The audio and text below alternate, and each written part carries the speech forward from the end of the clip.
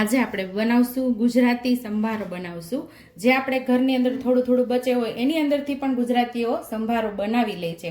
આપણે કોબીનું શાક બનાવ્યું હોય ને કોબી થોડી પડી હોય તો એ સુધારી અને અહીંયા લીધેલી છે અને ગાજર અહીંયા બે પડેલા તો બે ગાજર અહીંયા ખમણી લીધેલા અને અહીંયા 3 આપણે મરચાં લઈને લાંબી લાંબી ચિપ્સમાં સુધારી લીધા છે અને આપણે ટીંડોળીનું શાક બનાવેલું ત્યારે થોડા ટીંડોળા બચેલા એટલે એ ટીંડોળા પણ અહીંયા સુધારી અને આપણે સંભારો બનાવીએ છીએ।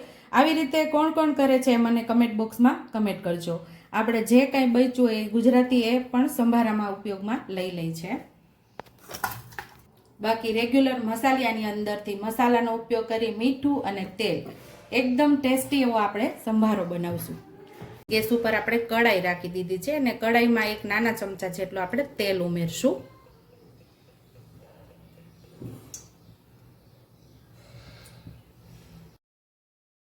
અહીંયા આપણે અડધી ચમચી જેટલી રાઈ ઉમેરશું। રાઈ સરસ ફૂટી જાય પછી 5 ચમચી જેટલી હિંગ ઉમેરશું। 5 ચમચીથી થોડી વધારે હળદર ઉમેરશું અને તરત આપણે ગાજર કોબી મરચાં ને ટીંડોળાને ઉમેરી દેવાના છે।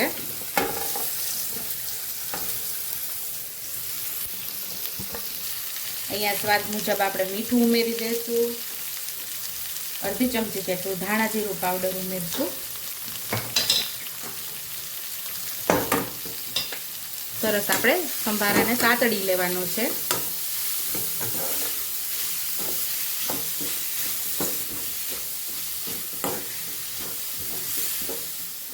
અહીંયા મેં કોબીને સુધારી લીધી છે એકદમ ઝીણી ઝીણી કોબીને સુધારેલી કારણ કે આપણે ગાજર અહીંયા ખમણીને ઉમેરવાના હતા એટલે પાતળી પાતળી મેં કોબીને પણ સુધારી લીધા। જુઓ તમે અહીંયા કોબી ગાજર સાથે મિક્સ થઈ ગઈ છે તમને દેખાશે પણ નહીં એવી મસ્ત એવો આપણો સંભારો બનશે કોબી ગાજર અને ટીંડોળાને પણ મેં મસ્ત પાતળા પાતળા સુધારી લીધા હતા કારણ કે સુધારતા તો બધાને આવડતું હોય છે એટલે દર વખતે હું સુધારવાનું અને ખમણવાનું બતાવતી નથી।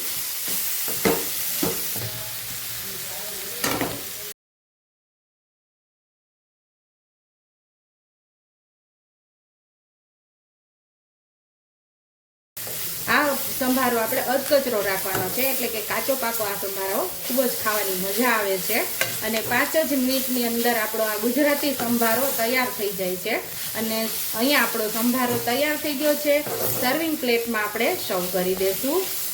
જમવાનો 100 ગણો સ્વાદ વધારી દે તેવો ગુજરાતી સંભારો આપણો અહીંયા તૈયાર છે।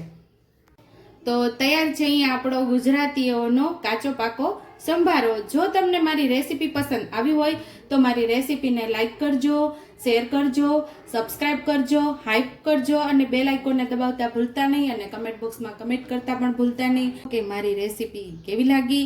તો આવજો।